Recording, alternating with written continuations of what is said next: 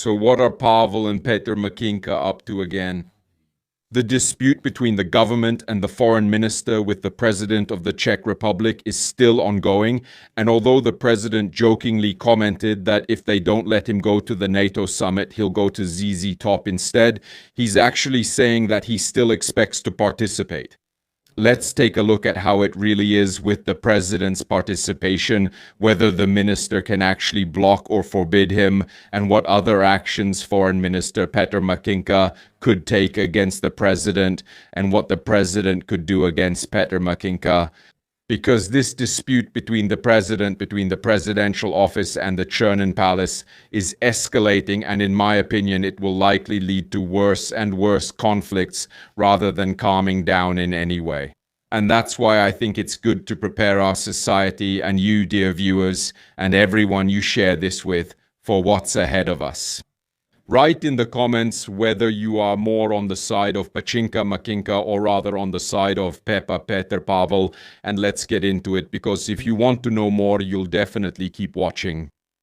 First of all, it's necessary to recap what this dispute is actually about. Because here, for example, a Slovak newspaper writes that it's hard to find a better representative.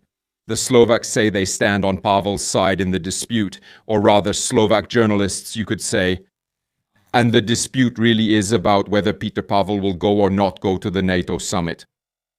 And the biggest problem is that the president has the constitutional right to represent the state. There are several levels, like 3 lines, and you simply have state representation or foreign representation of the state. That's something the president is guaranteed by the Constitution. It can't be taken away from him in any way. But here we have a certain overlap between powers, because that's the next level. Even though the president has the right to represent the state externally, foreign policy is determined by the government. And at the moment when there isn't agreement between the government and the president, there can be a conflict between what the president says and what the government says. At that moment, however, it's clearly established that even though the president is constitutionally guaranteed to represent the state externally and can represent it, the government can sign treaties and grant authorization to sign treaties. Therefore, it could result, for example, in Petr Pavel ultimately being able to represent the state externally, but he will not be able to conclude any agreements. At that moment, the core principle of the Constitution would be fulfilled, that the president represents the state, while the government determines foreign policy. However, it is not possible under the Constitution for the government to significantly restrict the president's representative position as head of state, because if Foreign Minister Macinka and the government were to block or prevent the president from representing the Czech Republic abroad, even if he had no executive powers, authority, or ability to sign agreements, etc., it would still not be constitutional. So even though he couldn't do these things, if the Ministry of Foreign Affairs blocked him and prevented him from representing the state abroad, it would be denying him his constitutional right, which would naturally lead to some kind of dispute. So in this respect, of course, it can't end up like that. But basically, that's the dispute we're talking about here. Overall, though, it needs to be said, and this definitely bears repeating, that foreign policy is determined by the government, but the president has the right to represent the state. If we look at it practically, it means that if the president absolutely disagreed with the government and the government absolutely didn't want the president to do anything on their behalf, they still couldn't take away his authority to represent the state abroad, and they couldn't outright prevent him from being in places where the Czech Republic is represented. The only thing they can effectively prevent him from doing is having any executive authority to conclude agreements, because foreign policy is determined by the government. And of course, this will lead to some kind of dispute, and the dispute will mainly be between Macinka and Pavel. After all, this dispute has been going on for a long time. And it's actually a dispute between someone who has an operational apparatus, who has officials and stamps on their side, and someone who has constitutional symbolism, has the legitimacy of a direct election, and overall, let's say, has a better reputation in the world, a better image, and greater respect in society, and so on. So let's take a look at what one or the other could do to the other. And of course, we'll start with Petr Pavel. Let's actually talk about what Petr Pavel could do to Petr Macinka if he really wanted to. So, if Petr Pavel really wanted to make Petr Macinka's life unpleasant, one of the things he could do would be fairly discreet, discrediting or delegitimizing. Delegitimization. One of the things Petr Pavel can do is to delegitimize him. Basically, it will turn out, or it could turn out, that Petr Pavel basically makes Macinka into someone who is not moral, who is not capable, and who should not be a minister, who simply doesn't have the skills for it and doesn't even have the ethics. And the way Petr Pavel carried out this delegitimization, for example, was when he showed the text messages that Macinka sent to Kolář. That was a big loss of prestige for Petr Macinka because everyone saw the way he communicates, everyone saw that he sends monkey emojis, and everyone saw that it's just not very sophisticated, that there's a lot of emotion, and that it's all very immature. That was a huge blow from the president, a direct hit to Petr Macinka and his reputation. And if there were more events like this, people might start to feel that Petr Macinka is not capable of holding such a high position as minister. The president wouldn't have overstepped in any way, and yet there would be a certain social pressure for Petr Macinka not to be minister, because the president would have stripped this minister of any social respect. So that's the first step the president can take against Macinka. Another thing the president can do against Macinka is to put pressure on the prime minister. Because by portraying Macinka as some kind of irresponsible child who constantly causes problems and brings embarrassment, even if there is supposed to be some government unity and the government outwardly pretends that Minister Macinka has the Prime Minister's support, it will naturally create some tension within the coalition. There will be polls showing that Petr Macinka is one of the least popular ministers in this government and that his disputes with the presidency definitely do not help the government. Overall, it will of course also be problematic if, for example, Petr Pavel could complicate the government's passing of laws because of Petr Macinka. And overall, it could happen that with his pressure and influence, he will discredit the government. He will humiliate it in the eyes of the voters, and it won't be good at all for the prestige of the government as such, and for the Prime Minister himself. And theoretically, this could lead to Andrej Babiš under pressure from the public and the president, and under the pressure of losing some reputation or support even among his own voters, deciding to propose to the president to dismiss Petr Macinka. That's something that could come up and could be carried out by the president directly against Macinka and directly against the government. Thank you. Then there's the situation where Petr Pavel can go to court, to the Constitutional Court, against Petr Macinka. And that would happen if Petr Macinka and the government as a whole significantly interfered with the president's authority to represent the state externally. If Petr Macinka kept complicating foreign trips, if he didn't put him on any lists, and if he practically prevented him from representing the Czech Republic, he would be violating the president's constitutional rights to represent the state externally.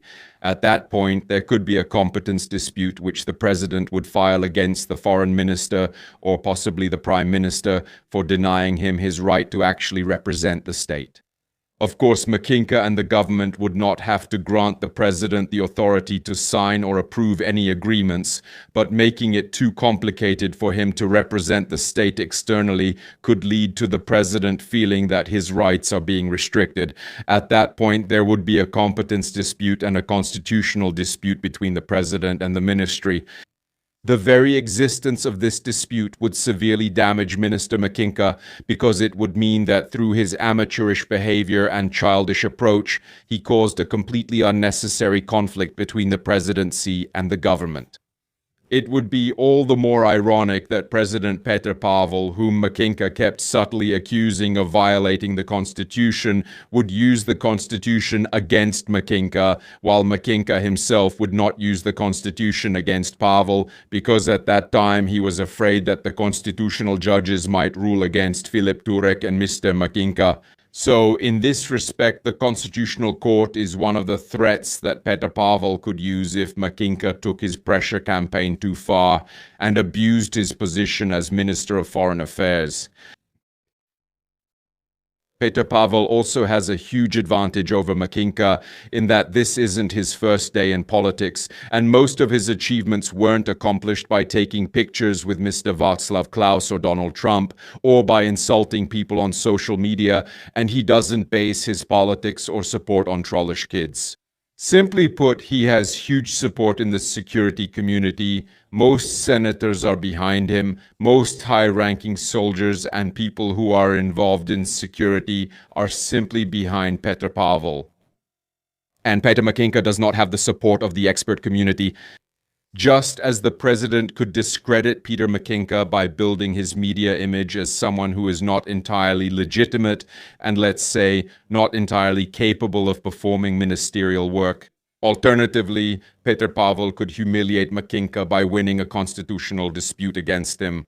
So, in this humiliation and undermining of Macinka's legitimacy, the security community, various security experts, soldiers, specialists, and senators, who will more often be on the side of Petr Pavel, will help him a lot. And Petr Macinka will constantly be portrayed here as the one who is simply doing it wrong, who is handling the dispute badly, who is behaving like a sulking child. So that's another point that Petr Pavel can basically use against Petr Macinka because he has those people behind him. Another thing Petr Pavel can do is that Petr Pavel will more or less block the activities of the government and Macinka. Because, of course, if the government is going to block the president's activities, there's not much reason why the president couldn't block the government's activities. One of these blocking activities he could do is to delay signing laws, or he could return laws not necessarily because he disagrees with them, but simply by being very meticulous in reading those laws and in determining whether they are direct or indirect, and he would just cause problems for the whole government. So he will use the presidential veto whenever he wants and whenever it's even remotely possible. And on top of that, before he uses the presidential veto, he'll let it sit on his desk for 2 weeks before deciding whether to use the veto or not. At that moment, there would be a huge conflict here between the government, the executive branch, and the president, because the president would constantly be extending various deadlines. One example of what the president could do is what's currently being prepared for Czech television regarding the fees or no fees. We know it will be hard to push through, there will be obstruction tactics, it will take a very long time, and we know the government wants to get it passed by the end of the year. Imagine the government wants to push it through by the end of the year, but it gets delayed over the holidays, then it goes to the Senate, which sends it back to the government, then the government sends it back to the Senate and says, no, it's already approved, send it on to the president. Prezident využije veto, ale The president will only veto it after thinking it over for a long enough time. So it goes back to the beginning again. Parliament will override everything again, but then the president can veto it again because he has 2 vetoes, and this will drag things out so much that the law won't be passed before 2027, but will be delayed until 2027. So it could only effectively start to apply from 2028 unless the government wants to make a total mess of it. So for a few months, the public broadcasting fees will be paid, and for a few months they won't, right? So this is something that could happen, for example. Another thing that Petr Pavel can do directly to Macinka is, for example, complicating the appointment of diplomats.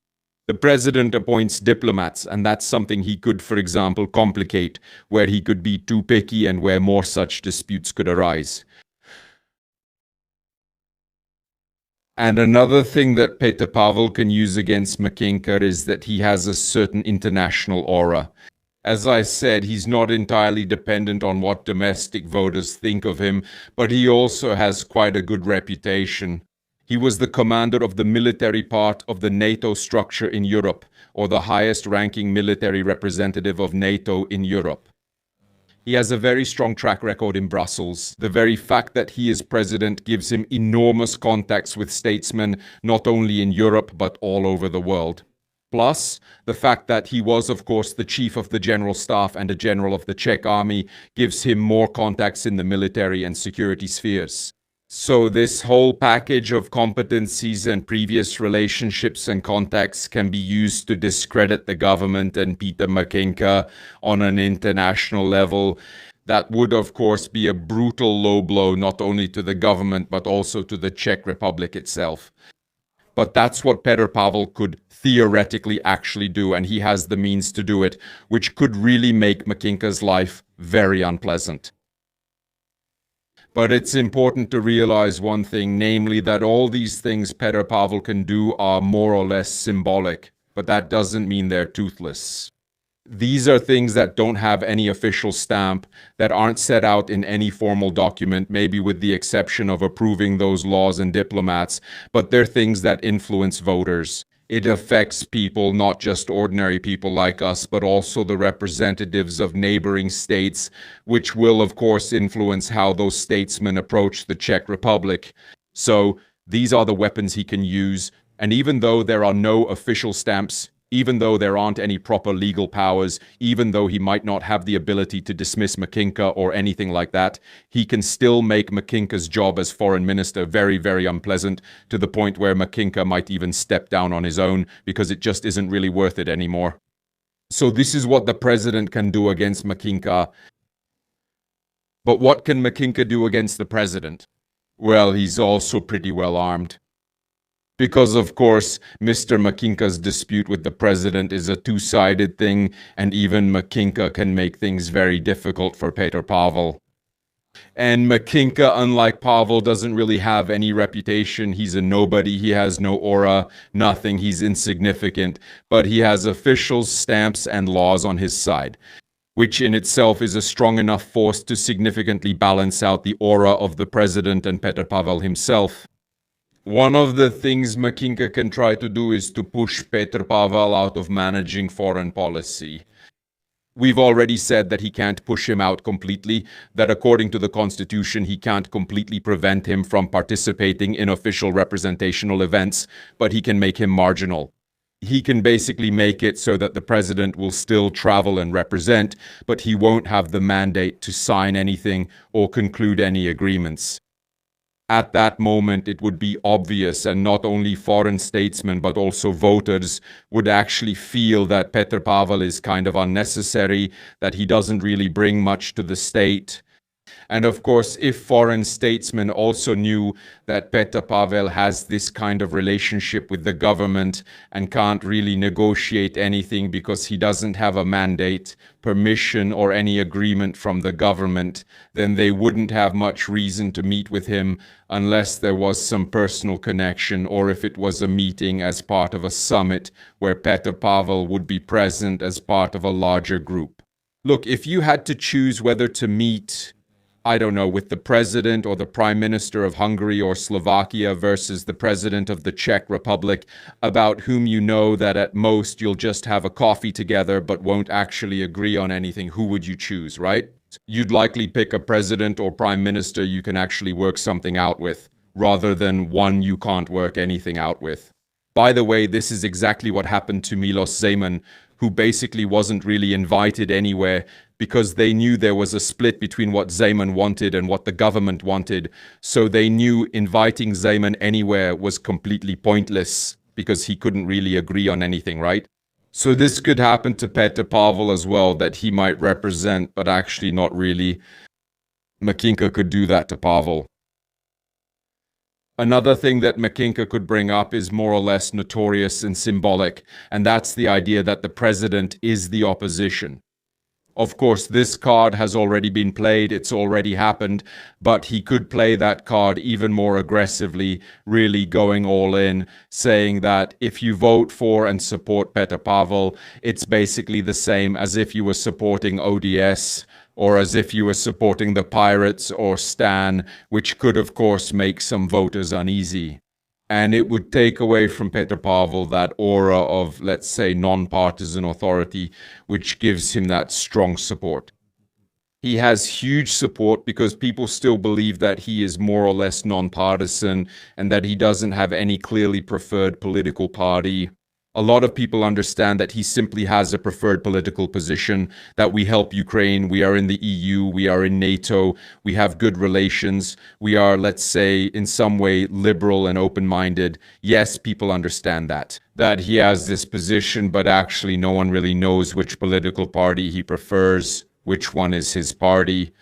And if Macinka managed to label Pavel like that, as just a pirate or simply a top 09 or Christian Democrat voter, it could significantly harm Pavel if voters started to believe it. And besides that, it could also harm Pavel among voters who highly value parliamentary legitimacy, who actually don't want a semi-presidential system, who might be afraid that the president could somehow hijack the parliamentary republic here. And those voters might find it unappealing. Personally, I'm a fan of giving the president more powers, and I personally believe that Petr Pavel should define his interests and what he wants more clearly.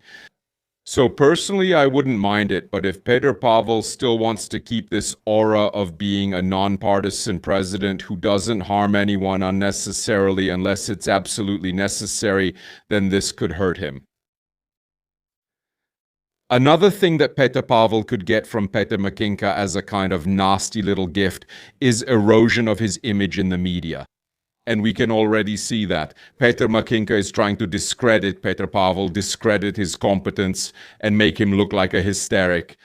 When Petr Pavel complained that Petr Macinka was communicating like a complete idiot in text messages with his advisor Collage, Petr Macinka tried to frame it, to put it into the story, into the narrative that Petr Pavel is hysterical, emotional, that he lost control, that he just snapped. But we all kind of saw who was drunk, who was emotional, who was undiplomatic, and who just messed it up, right? But Macinka was already trying to spin it that way. Then there was another dispute about the interview between Zuna and Petr Pavel, which was, let's say, kept secret or rather not published. And Petr Macinka spun it like, what are you talking about? Look here on my Facebook, right? Give me a like, boost the reach on my personal profile, which is my personal one, not a government or ministerial one. Boost the reach of my private activities through your clicks, right? And Petr Pavel is just a drama queen who again talks about some path to censorship or something, which is absolutely stupid, laughable, right? So in this way, Petr Macinka can undermine Pavel's image as the calm guy, let's say the image of a calm leader, by suggesting that he's a hysteric who is constantly just shouting complaints that aren't actually based on any truth.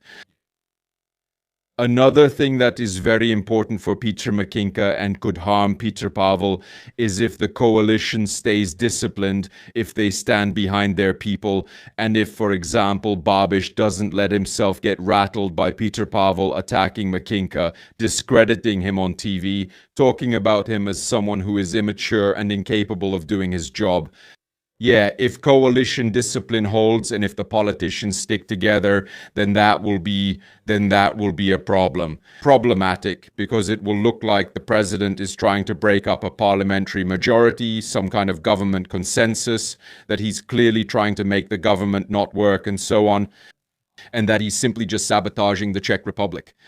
If the government decided to go this way, and if they actually managed to do it, if the egos in the government lined up, then at that moment, of course, Petr Pavel could be at a disadvantage because he would look like the one who is undermining stability and like the one who, if he acted the way Macinka wants, the Czech Republic could be a much more stable, efficient, and better country.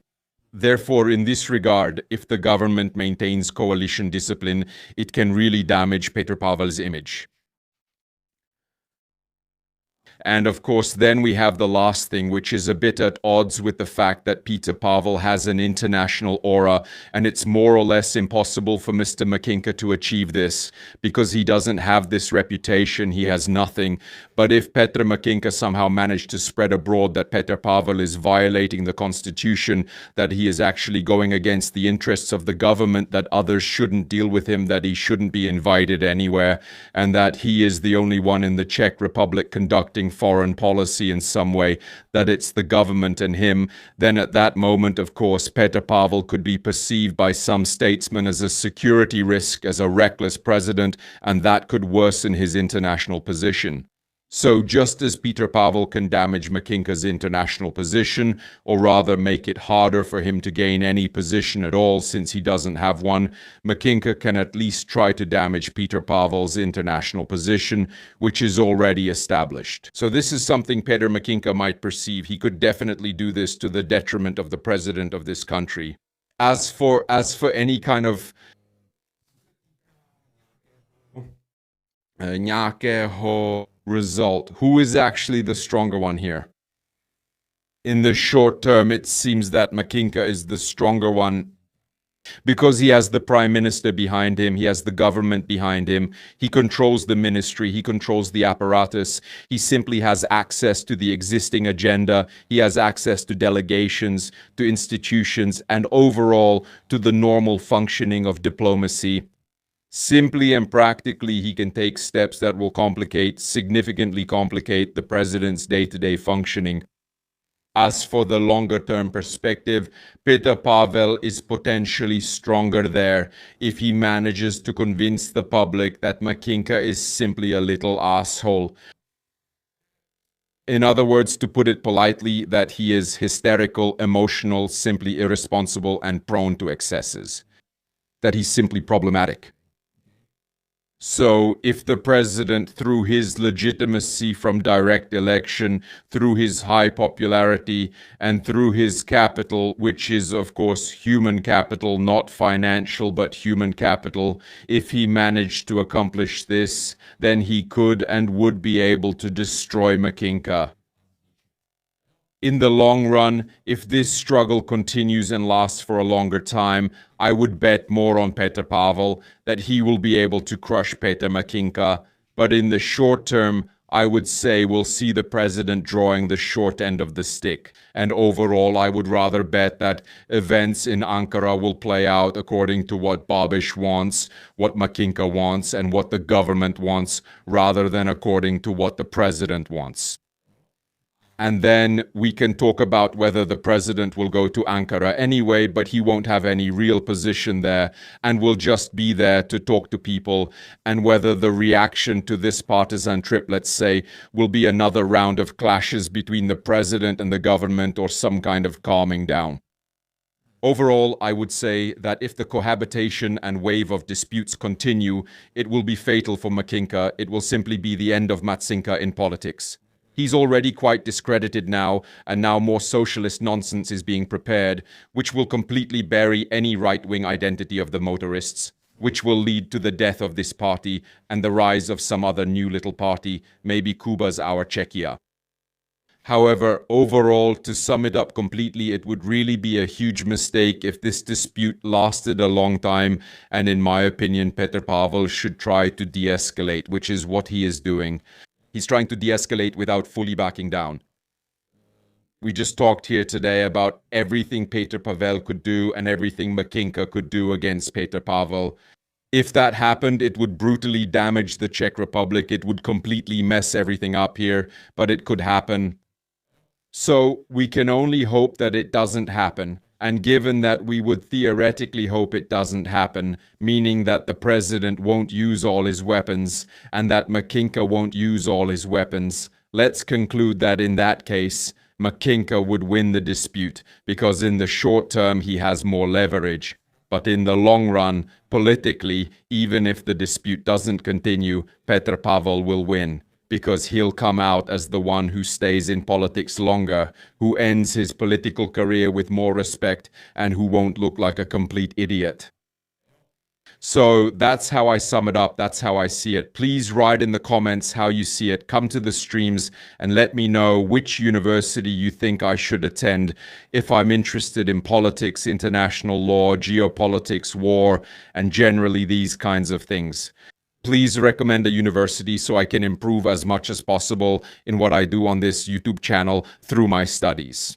I would really appreciate it, because today I found out that I can actually study for another 7 years before I have to start paying for it myself, so I still have 7 years left.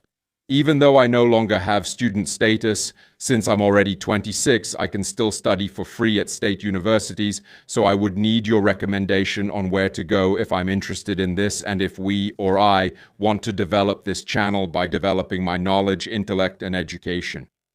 Thank you very much. Besides that, you can support the content using the QR code here, and see you next time, guys. Oh, and by the way, don't forget to come to Váleční štváče tonight at 6 p.m. Be there. Thursday, just so you know. Thursday, just this once. Maybe permanently, but for today, that's just how it is.